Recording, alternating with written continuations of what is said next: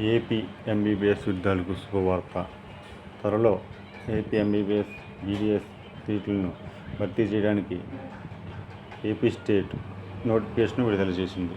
ఏపీలో వైద్య విద్యా కోర్సుల ప్రవేశానికి నోటీసు ఆల్రెడీ విడుదల చేసింది. దీన్ని ఈ నెల 16లోనే ఆన్లైన్ దరఖాస్తు చేసుకునేలాగా మనకి నోటిఫికేషన్ విడుదల చేసింది. మొత్తం మనకి గవర్నమెంట్ కాలేజీల్లోని, ప్రైవేట్ కాలేజీల్లోని మెడికల్ సీట్లు 35 కాలేజీల్లో 6,210 ఉన్నాయి. ఎంబీబీఎస్ సీట్లు అందులో ఏ కేటగిరీ 3,856 కేటాయించారు.